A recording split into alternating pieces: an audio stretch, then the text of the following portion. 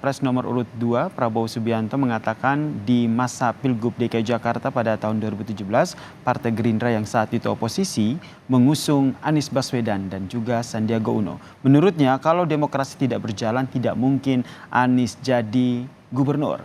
Sementara itu, Capres Anies Baswedan membalas dengan menyatakan bahwa tidak semua politisi mampu menjadi oposisi pemerintah. Menurutnya, Prabowo tidak tahan jadi oposisi karena hal itu dapat menghambat bisnis. Mas Anies,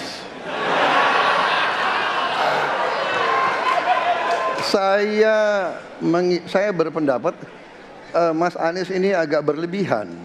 Mas Anies mengeluh tentang demokrasi ini dan itu dan ini. Mas Anies dipilih jadi gubernur DKI menghadapi pemerintah yang berkuasa. Saya yang mengusung Bapak.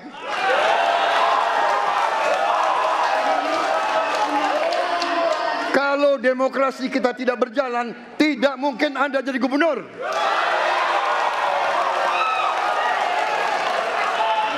Kalau Jokowi diktator, Anda tidak mungkin jadi gubernur. Saya waktu itu oposisi, Mas Anies. Anda ke rumah saya, kita oposisi, Anda terpilih. Waktu habis, Bapak. Harap tenang, Bapak Prabowo. Baik, para pendukung. Ketika kita menghadapi sebuah proses demokrasi, di situ ada pemerintah dan ada oposisi. Dua-duanya sama terhormat.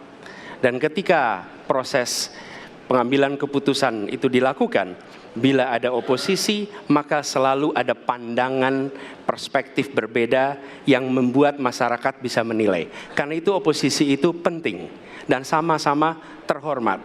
Sayangnya tidak semua orang tahan untuk berada menjadi oposisi. Oke? Seperti sampaikan Pak Prabowo tidak tahan untuk menjadi oposisi. Apa yang terjadi? Beliau sendiri menyampaikan bahwa tidak berada dalam kekuasaan membuat tidak bisa berbisnis, tidak bisa berusaha. Karena itu harus berada dalam kekuasaan. Kekuasaan lebih dari soal bisnis, kekuasaan lebih dari soal uang, kekuasaan soal kehormatan untuk menjalankan kedaulatan rakyat. Kita bahas perdebatan antara Capres Prabowo Subianto dan juga Capres Anies Baswedan soal oposisi ini. Sudah bergabung bersama kami pengamat politik dari Universitas Sumatera Utara, Bang Warjio di Kompas Malam. Salam sehat, Bang Warjio. Salam sehat semua pemirsa Kompas TV dan semua. Mudah-mudahan kita bisa asik menikmati perdebatan ini. Terima kasih. Oke, ini salah satu yang menjadi fokus perdebatan yang cukup mencuri perhatian, yaitu perdebatan antara Capres Anies Baswedan dan juga Capres Prabowo Subianto soal oposisi nih. Tanggapan Anda atau Anda melihatnya seperti apa nih, Bang?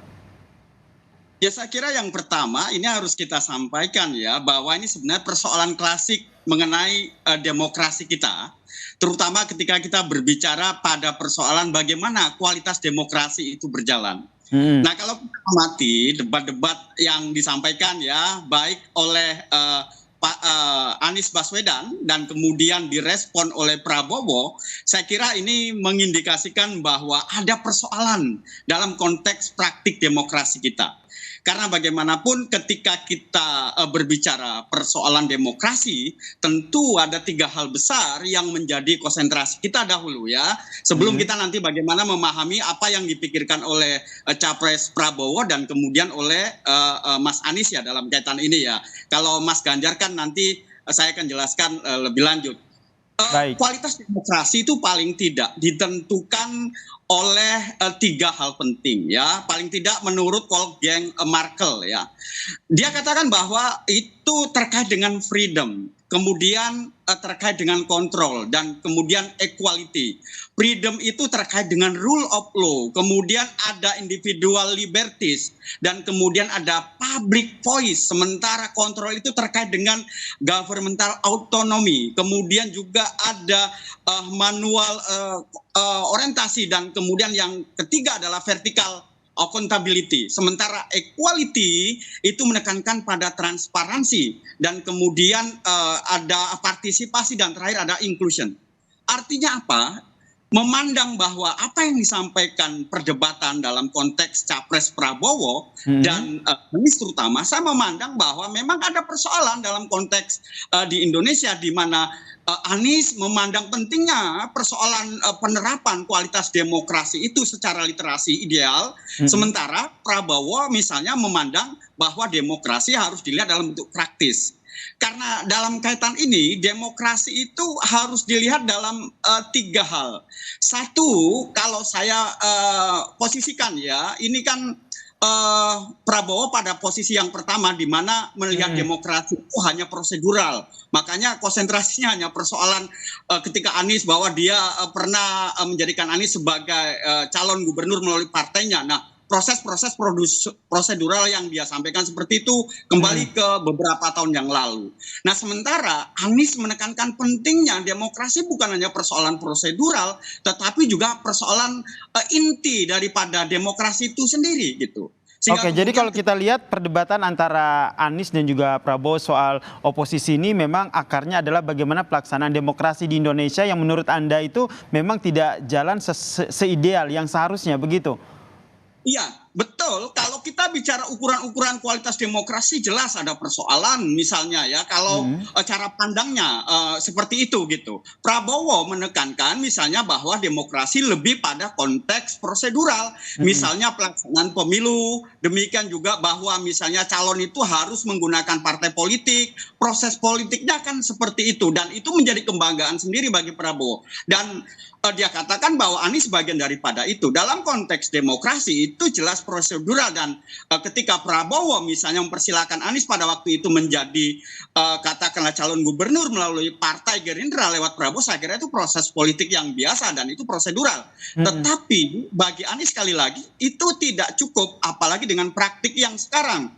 Dia merujuk pada beberapa persoalan kebebasan berpendapat, ada banyak kejadian-kejadian di berbagai wilayah di Indonesia, bahkan dia menghadirkan tokoh-tokoh yang terlibat atau yang mendapatkan sanksi dari persoalan kebebasan yang tidak didapatkan pada pembentukan kualitas demokrasi di Indonesia. Nah, itu menjadi kunci bahwa ada persoalan dalam konteks kualitas demokrasi sehingga kemudian itu harus diwujudkan. Jadi cara pandang memahami antara Prabowo yang lebih praktikal dengan Anies yang komprehensif, saya kira ini perbedaan besar di antara keduanya. Memandang bagaimana kualitas demokrasi itu harus ditegakkan. Betul, karena kalau kita lihat sebelum dari membahas soal oposisi ini kan mereka yang dibahas adalah bagaimana ketimpangan demokrasi yang terjadi. Ada indeks demokrasi di situ yang akhirnya sempat disinggung oleh Anies Baswedan sehingga akhirnya yang didorong oleh Anies adalah perubahan begitu. Kalau kita lihat Prabowo ini lebih kepada melanjutkan apa yang dilakukan oleh Presiden Joko Widodo. Apa yang Anda lihat soal hal ini? Ya, saya kira memang ini hal penting ya. Kunci daripada bagaimana meningkatkan kualitas demokrasi itu tentu harus ada oposisi. Dan oposisi itu memandang ada persoalan dari praktik demokrasi yang sekarang ini dijalankan. Dan oleh karena itu, Anies menggunakan terminologi perubahan untuk itu. Kalau tidak ada perubahan, maka sebenarnya tidak akan terjadi kualitas demokrasi. Yang ada hanya demokrasi secara prosedural. Baik. Oleh karena demokrasi itu harus dilihat dalam berbagai aspek sebagaimana saya sampaikan tadi. Dengan konsentrasi kepada 3 hal, freedom, control, dan equality ini, itu juga harus dinilai bagaimana rule of law-nya gitu ya. Bagaimana kemudian individual liberties-nya, bagaimana kemudian public voice-nya. Demikian juga bagaimana kemudian vertical accountability-nya sampai pada inclusion-nya itu. Jadi saya kira memang harus dibicarakan lebih lanjut dalam konteks pembentukan kualitas demokrasi dalam debat itu. Baik, kita nantikan ya apakah nanti ini akan menjadi salah satu topik yang akan dielaborasi lagi, diperdalam lagi dalam debat-debat selanjutnya. Terima kasih pengamat politik dari Universitas Sumatera Utara, Bang Warjio telah bergabung bersama kami di Kompas Malam. Salam sehat.